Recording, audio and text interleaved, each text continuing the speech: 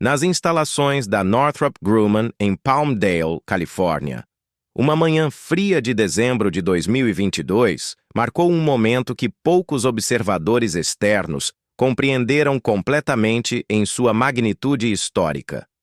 Enquanto representantes do governo, oficiais militares e especialistas em defesa se reuniam em um hangar cuidadosamente preparado, o mundo estava prestes a testemunhar a revelação de uma aeronave que redefiniria os paradigmas da guerra aérea moderna. Tratava-se do B-21 Raider, o primeiro bombardeiro estratégico de nova geração desenvolvido pelos Estados Unidos desde o final da Guerra Fria e, segundo especialistas, o primeiro avião de sexta geração a ser construído na história da aviação militar. Este não era simplesmente mais um projeto aeroespacial. Era a resposta americana a um cenário geopolítico radicalmente transformado, onde potências rivais como China e Rússia intensificavam seus programas militares e onde a proliferação de drones em conflitos ao redor do mundo estava redesenhando as doutrinas de combate. Enquanto nações investiam bilhões em enxames de veículos aéreos não tripulados, os Estados Unidos faziam uma aposta diferente, mais ousada e infinitamente mais complexa. Uma plataforma tripulada de penetração profunda, capaz de atravessar os sistemas de defesa mais sofisticados já desenvolvidos, carregar armamento nuclear e convencional com precisão letal e operar em ambientes onde a sobrevivência depende de tecnologia furtiva de última geração. Antes de continuarmos essa jornada, faça parte do nosso canal. Inscreva-se e ative o sininho das notificações para não perder nenhuma história incrível que preparamos para você. A concepção do B-21 Raider remonta a um período de profunda reavaliação estratégica dentro das Forças Armadas dos Estados Unidos. No início da década de 2010, quando o programa Long Range Strike Bomber começou a ganhar forma, o Departamento de Defesa enfrentava um dilema fundamental que definiria o futuro da projeção de poder americano nas próximas décadas. A frota de bombardeiros estratégicos existente, composta pelo icônico Boeing B-52 Stratofortress, com suas décadas de serviço desde os anos 1950, pelo Rockwell B-1 Lancer, com sua capacidade de penetração em alta velocidade e baixa altitude desenvolvida durante a Guerra Fria, e pelo revolucionário Northrop B-2 Spirit, que entrara em serviço na década de 1990, estava envelhecendo rapidamente. Mais importante ainda, essas aeronaves foram concebidas para um mundo diferente, um mundo onde os adversários potenciais eram conhecidos e suas capacidades de defesa aérea, embora formidáveis, seguiam padrões previsíveis de evolução tecnológica. O panorama de 2011 era dramaticamente distinto. A China havia emergido como a segunda maior economia mundial e investia agressivamente na modernização de suas forças armadas, desenvolvendo sistemas antiaéreos integrados de múltiplas camadas, que incluíam radares de banda múltipla, mísseis superfície-ar de longo alcance e caças de quinta geração. A Rússia, embora economicamente menos robusta, mantinha uma sofisticada indústria de defesa capaz de produzir algumas das mais avançadas armas antiaéreas disponíveis, sistemas que eram exportados para aliados e clientes ao redor do globo, criando zonas de exclusão aérea cada vez mais impenetráveis. Foi neste contexto que o Escritório de Capacidades Rápidas da Força Aérea assumiu a liderança do programa, uma decisão estratégica que refletia as lições aprendidas com o desenvolvimento do caça furtivo Lockheed F-117 Nighthawk nas décadas de 1970 e 1980.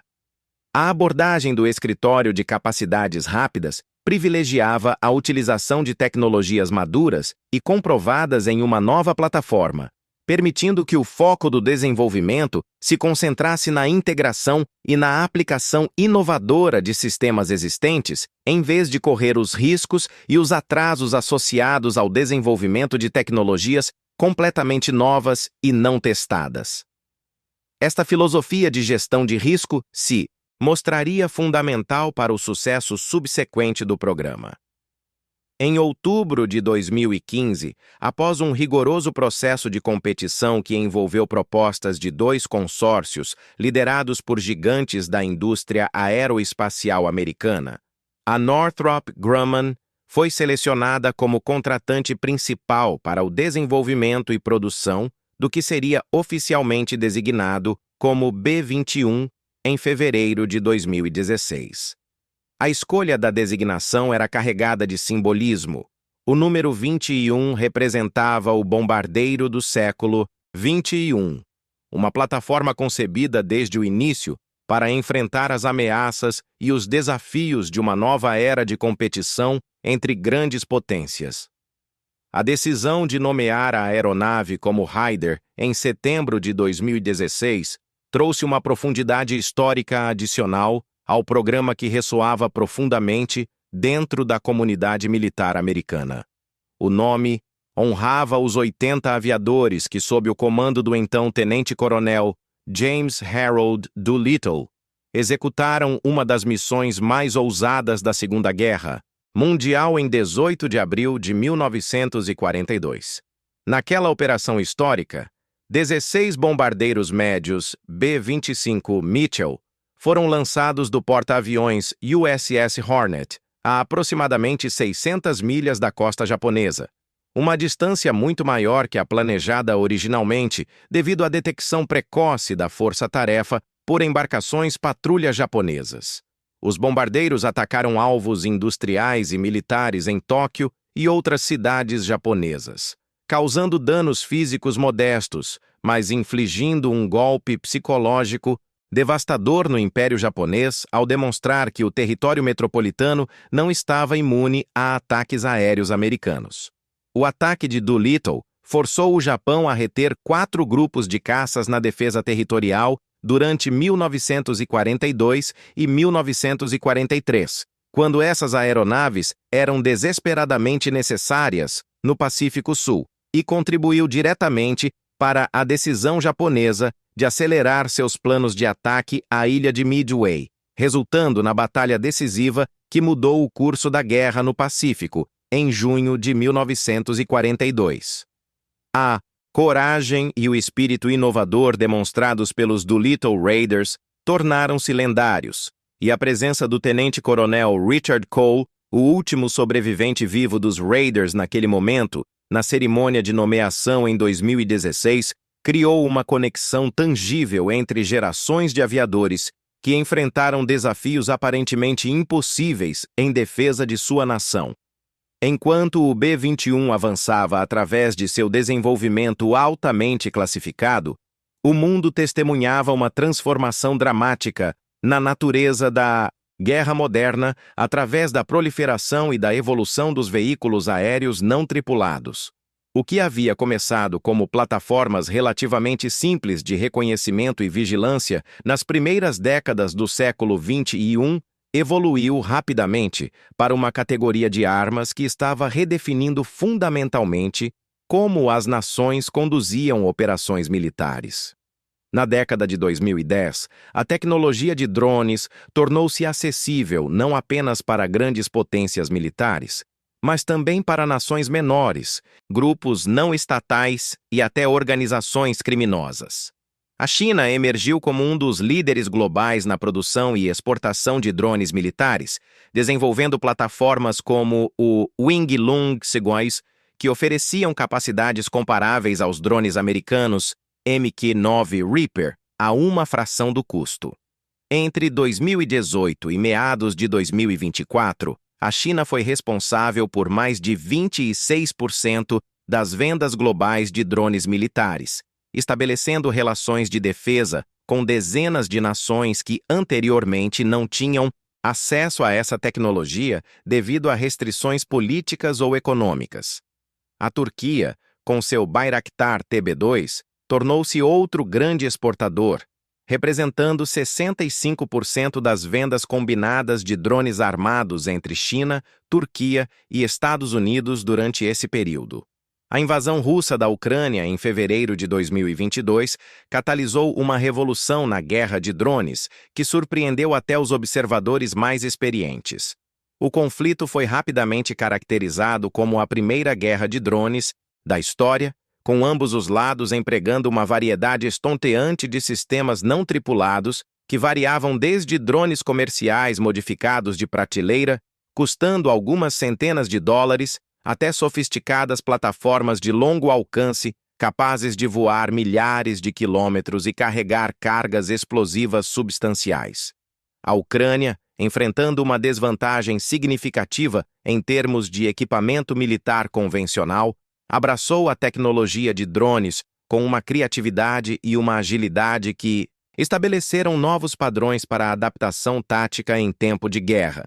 Em junho de 2024, a Ucrânia criou a primeira força de sistemas não tripulados do mundo, uma organização militar dedicada exclusivamente à guerra de drones, reconhecendo formalmente a importância central dessa tecnologia para suas operações defensivas.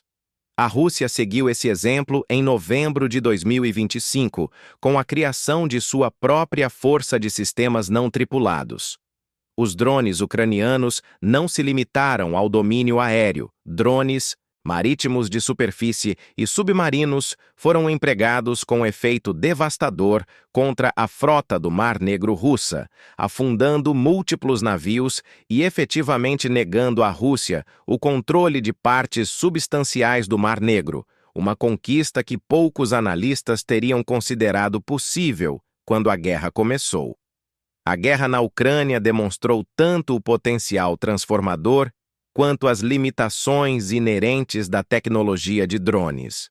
Os ciclos de inovação eram incrivelmente rápidos, com novos modelos indo do conceito inicial ao campo de batalha em questão de semanas, em contraste gritante com os anos ou décadas tipicamente necessários para desenvolver e implantar sistemas de armas convencionais.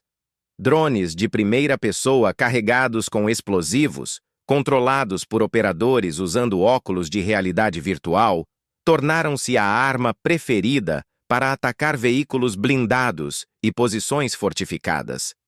Enxames de drones de baixo custo saturavam defesas aéreas que foram concebidas para lidar com um número limitado de alvos de alto valor.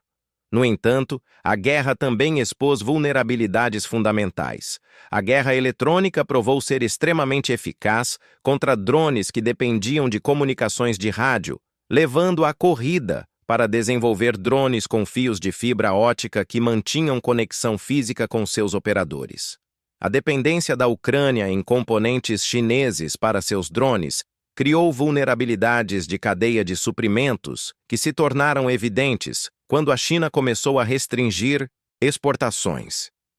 Relatórios de componentes chineses defeituosos, possivelmente sabotados deliberadamente,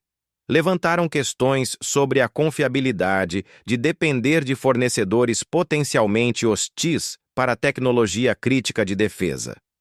A China não estava apenas dominando o mercado de exportação de drones, estava construindo uma capacidade doméstica de produção em massa que alarmava estrategistas militares americanos. O presidente chinês Xi Jinping havia identificado explicitamente o desenvolvimento de forças de combate não tripuladas inteligentes como uma prioridade nacional em seu relatório ao 20º Congresso do Partido em 2022. A estratégia de fusão civil-militar da China permitia que empresas ostensivamente privadas de drones comerciais contribuíssem diretamente para programas militares, criando uma sinergia entre setores civis e militares que a democracia americana, com suas necessárias separações entre domínios públicos e privados, achava difícil de replicar. Empresas como a DJI, que dominava aproximadamente 2/3 do mercado global de drones de consumo em meados da década de 2010, forneciam não apenas produtos, mas também dados e expertise que alimentavam o desenvolvimento militar chinês. Documentos obtidos por agências de inteligência europeias em 2024 revelaram que a China estava produzindo drones de guerra completos para a Rússia em instalações localizadas em território chinês, incluindo o modelo Garpia 3, com capacidade de alcance superior a 2.000 quilômetros e uma carga útil de aproximadamente 50 quilogramas, capacidades que superavam significativamente os drones de longo alcance que a Rússia era conhecida por produzir domesticamente. O contraste estratégico não poderia ser mais marcante. Enquanto adversários potenciais dos Estados Unidos investiam pesadamente em produção em massa de drones relativamente baratos, que poderiam ser implantados em números que sobrecarregariam defesas, os Estados Unidos faziam uma aposta diferente com o B-21 Raider. Esta não era uma escolha mutuamente exclusiva. Os Estados Unidos também desenvolvia seus próprios programas de drones avançados e explorava conceitos como aeronaves de combate colaborativas não tripuladas, que trabalhariam em conjunto com plataformas tripuladas, mas o investimento no B-21 representava uma afirmação fundamental de que certas missões exigiam capacidades que simplesmente não podiam ser replicadas por sistemas não tripulados. A penetração profunda em espaço aéreo densamente defendido, a capacidade de tomar decisões complexas em ambientes táticos que mudavam rapidamente, a flexibilidade para redirecionar missões em resposta à inteligência em tempo real e a credibilidade de deterrência nuclear que vinha com uma plataforma tripulada capaz de entregar armas termonucleares estratégicas, todas essas capacidades apontavam para uma plataforma que combinava as vantagens únicas da cognição humana com as mais avançadas tecnologias aeroespaciais disponíveis. O design do B-21 Raider refletia décadas de evolução na tecnologia stealth, construindo sobre a herança do B-2 Spirit, enquanto incorporava avanços fundamentais que o tornavam uma aeronave genuinamente de nova geração. A configuração de asa voadora, também conhecida como asa lambda, era imediatamente reconhecível para qualquer um familiarizado com seu predecessor, mas as diferenças eram significativas e intencionais. Com uma envergadura estimada em aproximadamente 140 pés, substancialmente menor que os 172 pés do B-2, o Raider representava uma filosofia de design que priorizava eficiência operacional e custo de ciclo de vida reduzido sobre a maximização absoluta de carga útil e alcance. O peso vazio, aproximado de 48.000 quilogramas, era cerca de metade do B-2, permitindo operação a partir de uma gama mais ampla de instalações e reduzindo significativamente os custos de manutenção e suporte. As entradas de motor eram mais profundamente recuadas, minimizando ainda mais as assinaturas de radar e infravermelhas. O trem de pouso principal de rodas duplas representava uma mudança em relação ao design do B-2, oferecendo melhor distribuição de peso e maior flexibilidade operacional. Os para-brisas trapezoidais únicos não eram simplesmente uma escolha estética, eram cuidadosamente projetados para minimizar as reflexões de radar em ângulos críticos. A propulsão do B-21 refletia lições aprendidas, tanto com o programa F-35 quanto com décadas de operação do B-2. Dois motores turbofan otimizados para furtividade, amplamente baseados no Pratt Whitney F-135, que equipava o F-35, mas modificados para as necessidades específicas de um bombardeiro subsônico de longo alcance, forneciam empuxo suficiente enquanto mantinham assinaturas térmicas e acústicas mínimas. Esta abordagem de aproveitar desenvolvimento de motor existente, em vez de projetar plantas de energia completamente novas, foi um elemento-chave na estratégia de controle de custos do programa. Cada motor era capaz de gerar mais de 15.000 libras de empuxo, permitindo ao Raider atingir velocidades superiores a Mach 0.8, enquanto mantinha suas características de baixa observabilidade. O alcance máximo de aproximadamente 12.000 quilômetros sem reabastecimento aéreo, dava ao B-21 a capacidade de conduzir missões intercontinentais, uma capacidade essencial para operações no vasto teatro Indo-Pacífico, onde as distâncias entre bases amigas e alvos potenciais podiam facilmente se estender por milhares de milhas náuticas. A baía de armas interna do B-21, capaz de acomodar entre 12 e 13 toneladas de munições, foi projetada para uma era de guerra de precisão, onde a eficácia não era mais medida primariamente pelo volume de explosivos entregues, mas pela capacidade de destruir alvos específicos de alto valor com mínimo risco colateral. O arsenal disponível para o Raider abrangia todo o espectro de opções de ataque. Para missões nucleares estratégicas, o B-21 poderia carregar bombas termonucleares B-61, Mod 12 e Mod 13, armas de rendimento variável que representavam a mais recente geração de munições nucleares de gravidade americanas, ou o míssil de cruzeiro nuclear de longo alcance, AGM-181 LRSO, que estava em desenvolvimento para substituir o envelhecimento AGM-86 Air Launched Cruise Missile. Para missões convencionais, o leque de opções incluía o míssil de cruzeiro AGM-158 JASSM-ER, com alcance superior a 900 km,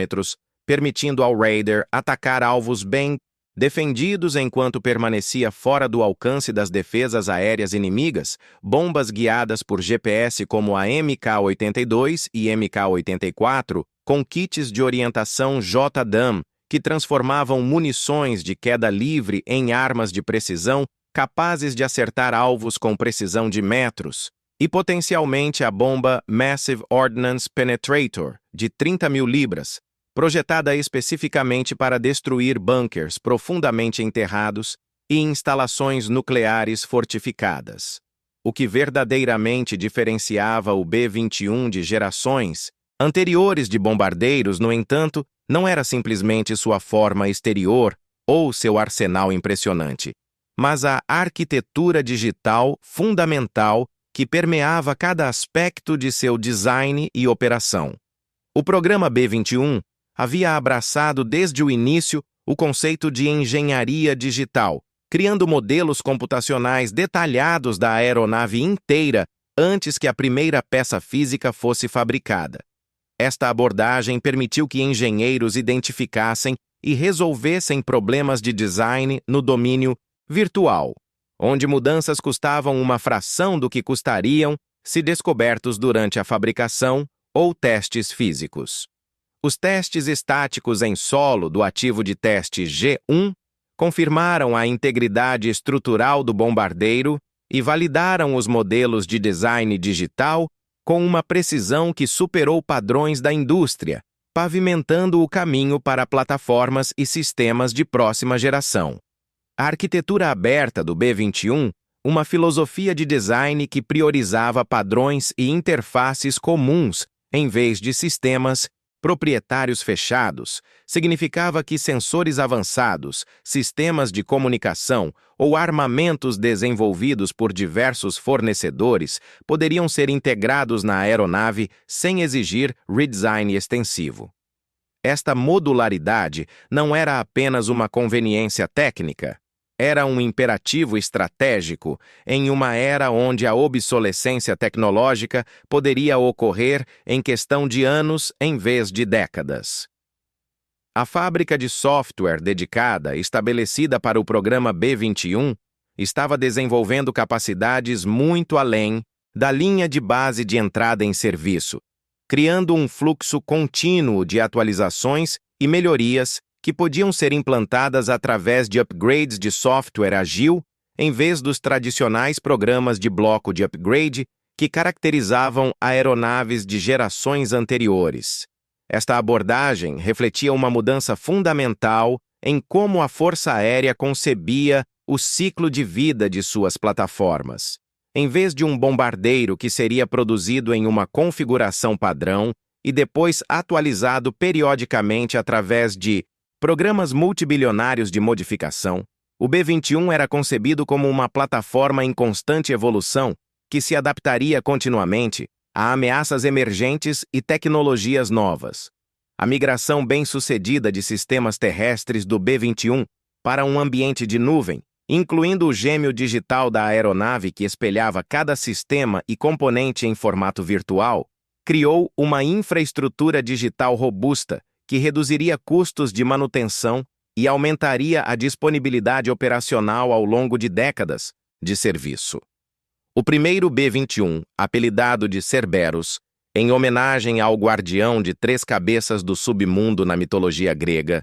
emergiu do hangar em Palmdale em dezembro de 2022 para uma revelação pública cuidadosamente orquestrada, que equilibrava a necessidade de demonstrar progresso do programa com os imperativos de segurança operacional que cercavam muitos de seus sistemas mais sensíveis. O público geral e até a maioria dos observadores militares viram uma aeronave que parecia superficialmente similar ao B-2, mas aqueles com expertise técnico reconheceram as diferenças sutis, mas significativas, que representavam décadas de avanço tecnológico. O revestimento de material absorvente de radar havia evoluído substancialmente desde o B-2, incorporando novas composições que eram não apenas mais eficazes em absorver e desviar sinais de radar através de uma gama mais ampla de frequências, mas também significativamente mais fáceis e menos custosas de manter. Uma das limitações operacionais mais significativas do B-2 havia sido os requisitos intensivos de manutenção para sua camada furtiva externa, que exigia hangares climatizados especiais e procedimentos de reparo trabalhosos que limitavam a taxa de disponibilidade operacional da frota. Os avanços em processos de baixa observabilidade prometidos para o B-21 visavam diretamente esse desafio, projetando uma aeronave que poderia manter suas características furtivas com drasticamente menos manutenção intensiva. O primeiro voo do B-21 ocorreu em 10 de novembro de 2023, marcando um marco crítico que validou anos de design, simulação e preparação meticulosa. Decolando das instalações da Northrop Grumman em Palmdale, o Cerberus voou para a base da Força Aérea de Edwards, onde se juntou ao combinado de teste do B-21, composto por pessoal da Força Aérea e da Northrop Grumman, dedicado a submeter a aeronave a um rigoroso programa de testes de voo projetado para expandir metodicamente seu envelope de desempenho e validar todos os sistemas em condições operacionais reais. Em janeiro de 2024, os testes de voo formais começaram em Edwards, um processo que continuaria por anos à medida que a aeronave demonstrava suas capacidades através de uma série progressivamente mais exigente de perfis de missão. Em setembro de 2024, um segundo B-21 havia se juntado ao programa de testes terrestres, e em setembro de 2025, esse segundo exemplar fez seu voo inaugural, sinalizando a aceleração do programa de testes. Thomas Jones, presidente de Sistemas Aeronáuticos da Northrop Grumman, revelou que a cadência de testes havia aumentado para aproximadamente 2 voos por semana, uma taxa de atividade que demonstrava a confiança crescente tanto na confiabilidade da plataforma quanto na eficácia dos processos de engenharia digital que permitiam rápida identificação e resolução de quaisquer problemas descobertos durante os testes. A liderança do programa dentro da Força Aérea refletia um compromisso de alto nível com o sucesso do B-21, que se estendia desde os escalões políticos mais altos até os comandantes operacionais que eventualmente empregariam a aeronave em combate. Frank Kendall, secretário da Força Aérea, havia sido uma figura central no programa desde seus estágios iniciais, supervisionando decisões críticas sobre basing, aquisição e integração da frota. Sob sua liderança, a Força Aérea aprovara Ellsworth Air Force Base, em Dakota do Sul, como a primeira base operacional que receberia o B-21, servindo também como local da unidade de treinamento formal, onde futuras tripulações aprenderiam a voar e empregar o bombardeiro. Em setembro de 2024, Kendall anunciara que Whiteman Air Force Base, no Missouri, e Dyess Air Force Base, no Texas, seriam, respectivamente, a segunda e terceira bases a hospedar o Raider. A escolha de Whiteman, que atualmente abrigava a frota de B-2 Spirit, criaria uma transição natural à medida que os B-2 fossem eventualmente aposentados e substituídos por B-21s, permitindo que a base aproveitasse décadas de experiência institucional em operar bombardeiros furtivos. Dyess, que operava B-1 Lancers, representava uma expansão geográfica da força de bombardeiros que melhoraria a resiliência e flexibilidade operacional da frota. O general Thomas Bussière, comandante do Air Force Global Strike Command, responsável por todas as forças nucleares baseadas em aeronaves e bombardeiros convencionais da Força Aérea, havia emergido como um dos defensores mais eloquentes e visionários do B-21. Em múltiplas declarações públicas, Bussière articulara como o Raider não era simplesmente um substituto para bombardeiros envelhecidos, mas uma capacidade transformadora que forneceria aos comandantes combatentes opções de ataque que simplesmente não existiam com a frota atual. Sua visão para o futuro incluía potencialmente a operação de aeronaves de combate colaborativas não tripuladas ao lado do B-21, estendendo ainda mais seu alcance e letalidade ao permitir que drones de longo alcance realizassem missões de supressão de defesas aéreas, reconhecimento avançado ou até ataques diretos enquanto controlados por operadores a bordo do bombardeiro tripulado.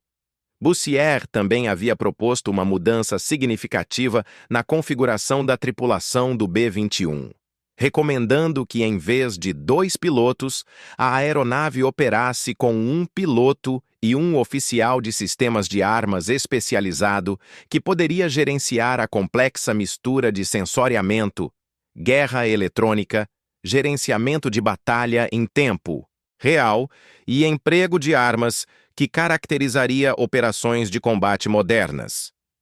Esta recomendação, que estava sendo considerada pela liderança da Força Aérea no final de 2025, refletia o reconhecimento de que desbloquear todo o potencial do Raider exigiria uma combinação complexa de habilidades que ia além da aviação tradicional para abranger domínios de guerra que eram inimagináveis quando bombardeiros de gerações anteriores foram concebidos.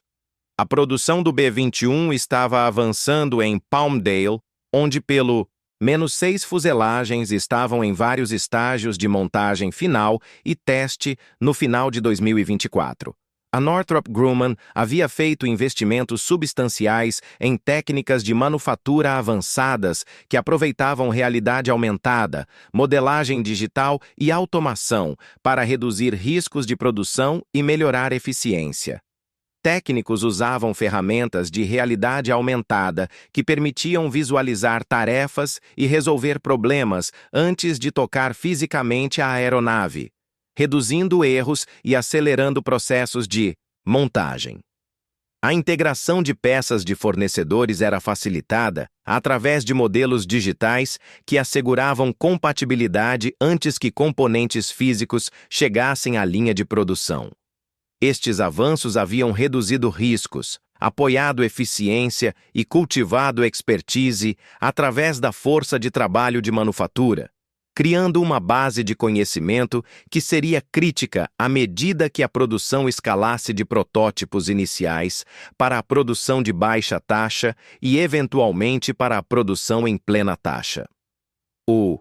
Programa de Produção Inicial de Baixa Taxa, iniciado em 2023, abrangia notionalmente 21 aeronaves, distribuídas em 5 lotes, seguido pela transição para a produção em plena taxa, já no ano fiscal de 2025. Embora essas cronologias permaneciam sujeitas a ajustes baseados nos resultados dos testes de voo e em decisões orçamentárias. O contexto geopolítico que impulsionava o desenvolvimento acelerado do B-21 centrava-se predominantemente na região Indo-Pacífica, onde a ascensão da China como potência militar peer competitor havia fundamentalmente alterado os cálculos estratégicos americanos.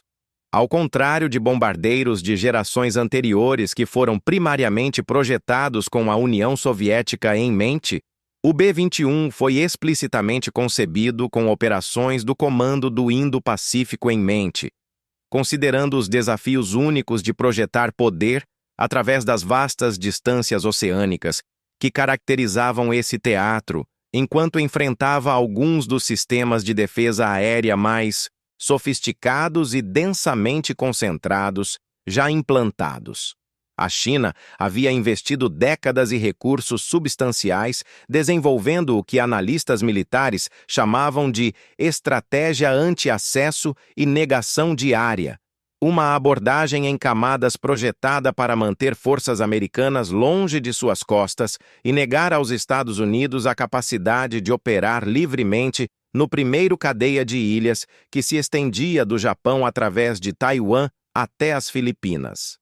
Esta estratégia combinava mísseis balísticos antinavio, capazes de ameaçar porta-aviões americanos a distâncias superiores a 1.000 milhas náuticas, sistemas integrados de defesa aérea que criavam zonas de exclusão profundamente dentro do continente chinês, uma frota em expansão de submarinos modernos capazes de interditar linhas marítimas de comunicação e uma crescente força de caças avançados que desafiavam a supremacia aérea americana que havia sido tomada como certa por décadas. O Estreito de Taiwan havia emergido como o ponto focal mais perigoso de potencial confrontação entre Estados Unidos e China.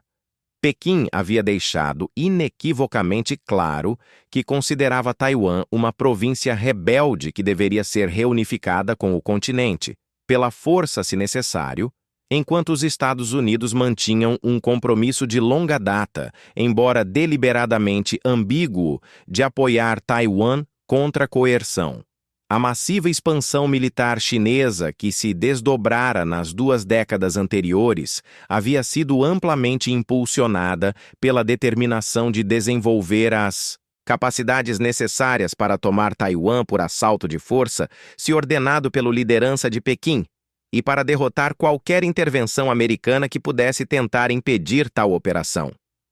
Analistas militares estimavam que a janela durante a qual uma invasão anfíbia de Taiwan poderia ser concebível estava se aproximando rapidamente à medida que a China acumulava navios de assalto anfíbio, desenvolvera capacidades sofisticadas de guerra cibernética que poderiam interromper infraestrutura crítica taiwanesa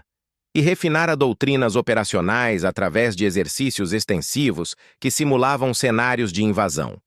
O Exército de Libertação Popular conduzia exercícios ao redor de Taiwan com frequência crescente, testando tanto suas próprias capacidades quanto a resolução americana e taiwanesa.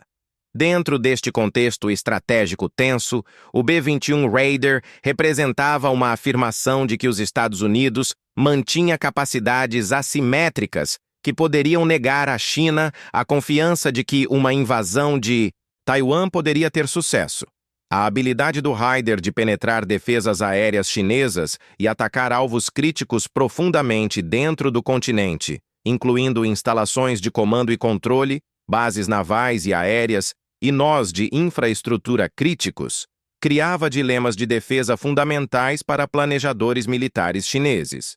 Mesmo um número relativamente pequeno de B-21s operando de bases seguras em Guam, na Austrália ou em outras localidades através do Indo-Pacífico, poderia ameaçar ativos de alto valor que eram críticos para operações militares chinesas, forçando Pequim a dispersar forças, investir pesadamente em defesas aéreas em profundidade e enfrentar a realidade de que seus alvos mais valorizados permaneceriam vulneráveis independentemente de quanto investissem em capacidades anti-acesso.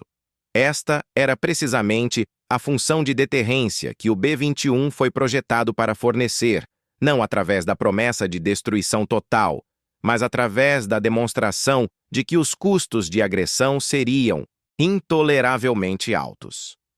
A estratégia americana no Indo-Pacífico não dependia unicamente de capacidades militares como o B-21, mas da manutenção e fortalecimento de uma rede de alianças e parcerias que havia sido a fundação da arquitetura de segurança regional desde o fim da Segunda Guerra Mundial. Alianças formais com Japão, Coreia do Sul, Filipinas, Austrália e Tailândia criavam uma estrutura de segurança coletiva que complicava imensamente qualquer cálculo chinês sobre aventurismo militar. Essas alianças estavam sendo aprofundadas e modernizadas, com foco crescente em interoperabilidade, compartilhamento de inteligência, exercícios conjuntos e até desenvolvimento cooperativo de capacidades militares. A parceria AUKUS entre Austrália, Reino Unido e Estados Unidos, anunciada em setembro de 2021, previa o fornecimento de submarinos de propulsão nuclear para a Austrália, uma capacidade transformadora que melhoraria dramaticamente a habilidade de Canberra de contribuir para a segurança marítima regional. O diálogo de segurança quadrilateral envolvendo Estados Unidos, Japão, Índia e Austrália havia evoluído de consultas informais para uma estrutura de cooperação cada vez mais institucionalizada que abordava não apenas desafios de segurança tradicionais, mas também questões emergentes como segurança marítima, resiliência de cadeia de suprimentos e cooperação tecnológica. A decisão estratégica dos Estados Unidos de desenvolver o B-21 Raider em vez de simplesmente investir mais pesadamente em drones refletia avaliações cuidadosas tanto de capacidades técnicas quanto de realidades geopolíticas. Drones haviam demonstrado valor inegável em conflitos onde a supremacia aérea era relativamente não contestada e onde inimigos careciam de sofisticadas capacidades de guerra eletrônica. Mas seu desempenho em ambientes altamente contestados permanecia uma questão em aberto. As vastas distâncias do teatro Indo-Pacífico colocavam exigências em alcance e resistência que drones de custo relativamente baixo simplesmente não podiam atender sem compromissos significativos em outras capacidades. Um bombardeiro tripulado mantinha vantagens fundamentais em adaptabilidade, julgamento em situações complexas e ambíguas, e credibilidade de deterrência que nenhum sistema não tripulado, independentemente de quão avançado, poderia completamente replicar.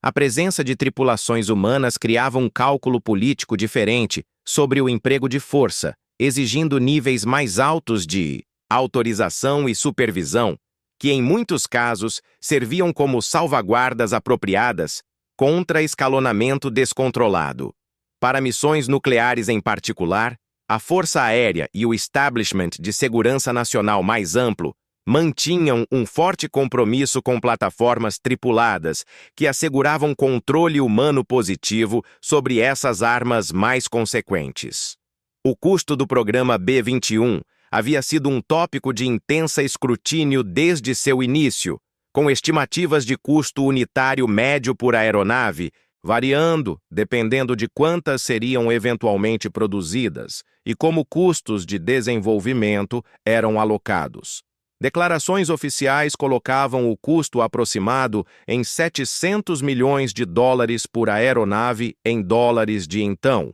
um valor que era significativamente menor que os mais de 2 bilhões de dólares por exemplar que o B-2 Spirit havia custado quando ajustado para a inflação. Esta redução de custo não foi acidental, mas o resultado de escolhas de design deliberadas que priorizavam sustentabilidade de longo prazo e controle de custos desde o início.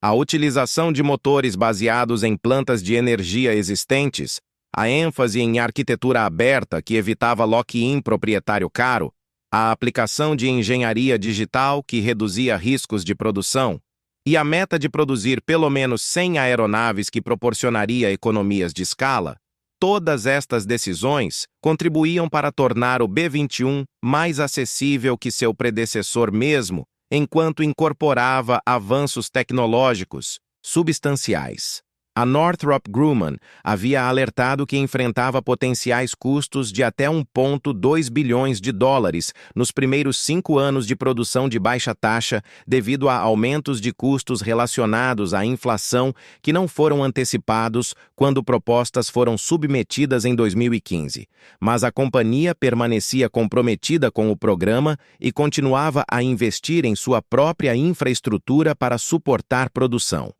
O cronograma para entrega operacional inicial do B-21 havia passado por ajustes à medida que o programa amadurecia, refletindo tanto o progresso alcançado quanto a prudência de não apressar uma capacidade tão crítica em serviço antes que estivesse completamente pronta. Estimativas iniciais haviam sugerido que a aeronave poderia entrar em serviço em meados da década de 2020, mas em 2021, essa data havia deslizado para 2027, uma projeção que permanecia atual no final de 2025.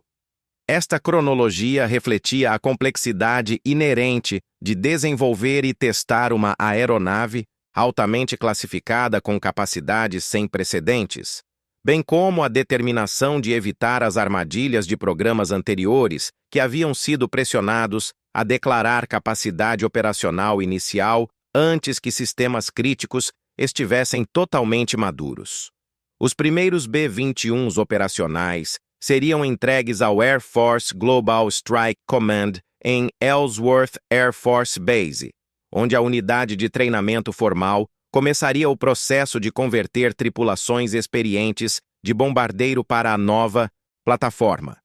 Este processo de conversão seria cuidadosamente gerenciado para assegurar que a sabedoria institucional e a experiência operacional acumulada de décadas, voando B-1s, B-2 e B-52, fossem transferidas para a comunidade B-21, enquanto novos procedimentos e táticas específicas às capacidades únicas do Raider eram desenvolvidos e refinados.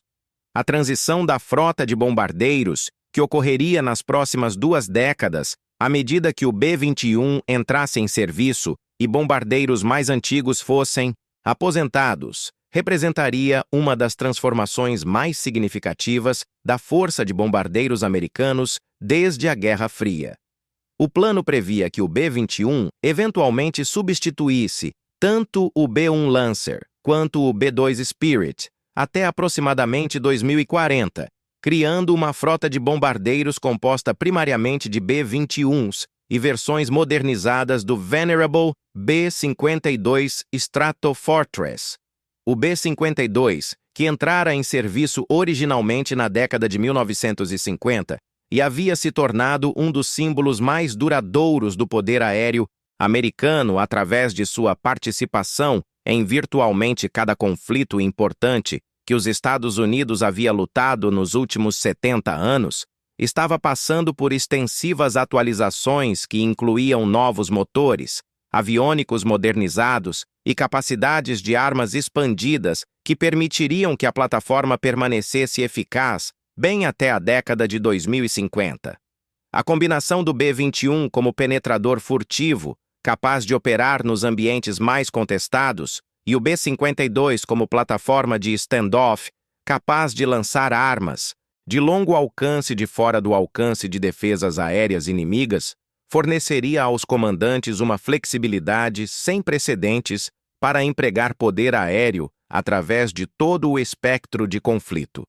A visão para o futuro, articulada pela liderança da Força Aérea, ia além do B-21 como plataforma isolada para abraçar o conceito da Long Range Strike Family of Systems, uma abordagem integrada que reconhecia que bombardeiros modernos não operavam isoladamente, mas como nós dentro de uma rede mais ampla de sensoriamento, comando e controle e capacidades de emprego de armas. Esta família de sistemas abrangeria não apenas os próprios bombardeiros, mas plataformas complementares de inteligência, vigilância e reconhecimento, sistemas de guerra eletrônica que poderiam suprimir ou enganar defesas inimigas, redes de comunicação que permitiriam compartilhamento de dados em tempo real entre plataformas e, potencialmente, aeronaves de combate colaborativas não tripuladas que poderiam estender o alcance e letalidade de bombardeiros tripulados. O general Bussieri havia indicado que o Air Force Global Strike Command estava examinando o potencial para CCAs de longo alcance autônomas operarem junto ao B-21, embora ele notasse que eles primeiro queriam observar como o conceito amadurecia em relação a caças tripulados antes de integrar tais capacidades na missão de ataque de longo alcance. Esta abordagem cautelar, mas visionária, refletia um equilíbrio entre aproveitar novas tecnologias e assegurar que elas fossem verdadeiramente efetivas antes de se tornarem dependências críticas de missão. O debate mais amplo sobre o futuro da guerra aérea que o B-21 Raider encarnava tocava questões fundamentais sobre tecnologia militar, estratégia e o papel do poder aéreo no século XXI. Proponentes de plataformas não tripuladas argumentavam que avanços em inteligência artificial, autonomia e guerra em rede haviam progredido ao ponto onde sistemas tripulados estavam se tornando cada vez mais vulneráveis e desnecessariamente caros, que o futuro pertencia a enxames de drones relativamente baratos que poderiam saturar defesas através de números puros e que a aceitação de algum nível de atrito era preferível a arriscar tripulações altamente treinadas em ambientes contestados. Defensores de bombardeiros tripulados de próxima geração, como o B-21, contra-argumentavam que certas missões críticas exigiam julgamento humano, adaptabilidade e autoridade que nenhum sistema de inteligência artificial, independentemente de quão sofisticado, poderia fornecer de forma confiável, que a credibilidade de deterrência de uma plataforma nuclear tripulada permanecia insubstituível e que o custo unitário mais alto de plataformas tripuladas era justificado por sua capacidade dramaticamente superior de sobrevivência, alcance e efeitos. A realidade, como frequentemente era o caso em assuntos militares complexos, provavelmente residia em algum lugar entre esses extremos, um futuro onde sistemas tripulados e não tripulados operavam em conjunto, cada um empregado para as missões onde suas vantagens particulares eram mais salientes. As implicações internacionais do programa B-21 estendiam-se além das relações Estados Unidos-China para englobar dinâmicas de aliança mais amplas e questões de proliferação. A Austrália havia demonstrado interesse no B-21, com relatórios em 2022 do Australian Strategic Policy Institute, advogando pela aquisição de um número de Raiders para fornecer à Royal Australian Air Force maior capacidade de ataque de longo alcance. O relatório argumentava que um B-21 poderia voar aproximadamente 4.000 quilômetros sem reabastecimento, enquanto carregava mais munições que o alcance máximo de aproximadamente 1.500 quilômetros dos caças F-35 da RAAF, que requeriam reabastecimento aéreo para missões mais longas. Adicionalmente, o relatório notava que um único B-21 poderia entregar o mesmo impacto que múltiplos F-35As e que o bombardeiro poderia atacar alvos de bases aéreas seguras localizadas no sul da Austrália com maior proximidade a mais pessoal, combustível e munições. Quando perguntado se os Estados Unidos considerariam permitir que a Austrália adquirisse o B-21, o secretário da Força Aérea Frank Kendall declarara que não havia limitações fundamentais nas áreas em que cooperação seria possível, embora a revisão estratégica de defesa australiana, liberada em abril de 2023, declarasse que o B-21 não era considerado uma opção adequada para a aquisição naquele momento. A Austrália, em vez disso, investiria em atualizar seus F-35As e FA-18IFs para as mais recentes configurações Block 4 e Block 3, respectivamente, para habilitar ambas aeronaves a lançar o AGM-158C LRASM, e o Joint Strike Missile. Enquanto o B-21 Raider avançava através de testes de voo e em direção à capacidade operacional inicial, representava mais que simplesmente outra aeronave militar, encapsulava escolhas estratégicas fundamentais sobre como os Estados Unidos projetaria poder e manteria segurança em uma era de intensificação de competição entre grandes potências. A decisão de investir em uma plataforma tripulada altamente sofisticada, em vez de simplesmente cavalgar a onda de proliferação de drones, refletia a avaliação de que certas capacidades, particularmente a habilidade de penetrar os ambientes de ameaça mais exigentes e entregar efeitos decisivos contra os alvos mais críticos, exigiam o tipo de alcance, adaptabilidade e credibilidade de deterrência que apenas um bombardeiro estratégico de sexta geração poderia fornecer. O contraste com adversários potenciais não poderia ser mais marcante, enquanto China e Rússia investiam pesadamente em produção em massa de drones que poderiam sobrecarregar defesas através de números puros. Os Estados Unidos faziam uma aposta diferente em qualidade, capacidade de sobrevivência e integração de sistemas, que criaria capacidades assimétricas que adversários achariam extremamente difíceis de contrabalançar. Esta não era uma rejeição da importância de drones ou de guerra não tripulada. A Força Aérea continuava desenvolvendo seus próprios programas de drones sofisticados e explorando conceitos como aeronaves de combate colaborativas, mas era um reconhecimento de que o futuro das operações aéreas provavelmente envolveria uma mistura de plataformas tripuladas e não tripuladas, cada uma empregada, onde suas vantagens específicas eram mais salientes. Os desafios que permaneciam à frente para o programa B-21 eram substanciais, mas não intransponíveis. O programa de testes de voo precisaria expandir metodicamente o envelope de operação da aeronave, validando desempenho através de uma gama de condições de voo, demonstrando integração completa de sistemas de armas e verificando que características de baixa observabilidade atendiam requisitos através de extensivos testes de assinatura de radar e infravermelha.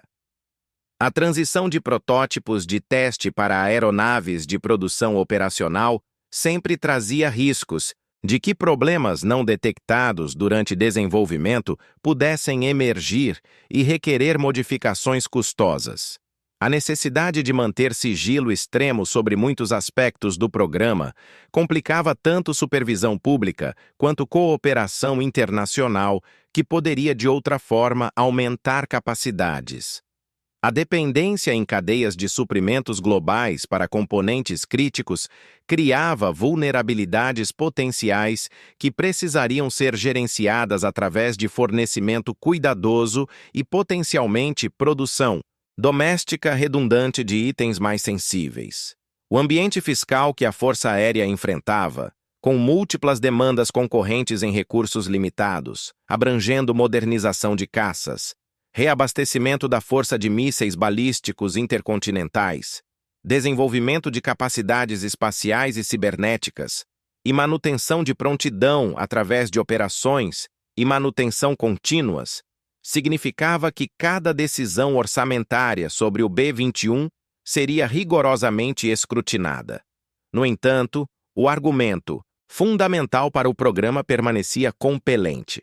Em um mundo onde adversários potenciais estavam investindo pesadamente em capacidades projetadas especificamente para negar aos Estados Unidos a habilidade de projetar poder através de vastas distâncias oceânicas, onde sistemas de defesa aérea integrados criavam zonas de exclusão que alcançavam centenas de milhas em território inimigo e onde a credibilidade de comprometimentos de aliança dependia da manutenção de capacidades superiores que podiam reassegurar parceiros e deter agressores, o B-21 Raider fornecia uma capacidade que simplesmente não tinha substituto. Seu alcance intercontinental permitia a operação de bases seguras bem fora do alcance de mísseis balísticos e de cruzeiro inimigos. Suas características de baixa observabilidade lhe davam a habilidade de penetrar defesas que deteriam aeronaves convencionais. Sua capacidade nuclear dual com armas convencionais fornecia aos presidentes e comandantes opções através de todo o espectro de conflito, desde demonstrações de força não nucleares até o uso de armas termonucleares estratégicas, se a deterrência falhasse. Sua arquitetura aberta e fundamento digital asseguravam que poderia evoluir e melhorar ao longo de décadas de serviço, em vez de se tornar progressivamente obsoleta. O investimento nos primeiros 100 B-21s criaria uma capacidade fundamental que seria o pilar central da dissuasão americana e da segurança coletiva através de pelo menos o meio do século XXI. A narrativa do B-21 Raider era fundamentalmente sobre escolhas. Escolhas sobre que tipo de forças militares os Estados Unidos necessitavam para um futuro incerto. Escolhas sobre como alocar recursos limitados através de múltiplas prioridades concorrentes. Escolhas sobre quando abraçar novas tecnologias e quando confiar em abordagens comprovadas. E, em última análise, escolhas sobre que tipo de poder os Estados Unidos aspirava a exercer no mundo. O B-21 representava uma afirmação de que, mesmo em uma era de drones proliferantes e guerra cada vez mais automatizada, havia um lugar persistente e vital para plataformas tripuladas sofisticadas que combinavam a mais avançada tecnologia com julgamento humano. Representava um compromisso com manutenção de supremacia tecnológica em domínios críticos, mesmo quando isso exigia investimentos substanciais e risco técnico. Representava uma aposta de que aliados e parceiros valorizariam a garantia que vinha de saber que os Estados Unidos mantinha capacidades sem igual que serviriam como fundação de segurança coletiva. E representava um sinal para adversários potenciais de que o custo de agressão permaneceria intoleravelmente alto, porque alvos de alto valor, não importa quão bem defendidos, permaneceriam vulneráveis a uma força de ataque que podia operar com impunidade, mesmo nos ambientes mais contestados. Enquanto o mundo criava drones em números cada vez maiores, os Estados Unidos criava algo diferente. Um avião projetado não para quantidade, mas para capacidade suprema em seu domínio. O B-21 Raider, o avião mais temido do planeta. Inscreva-se e ative o sininho das notificações para não perder nenhuma história incrível que preparamos para você. Até a próxima história!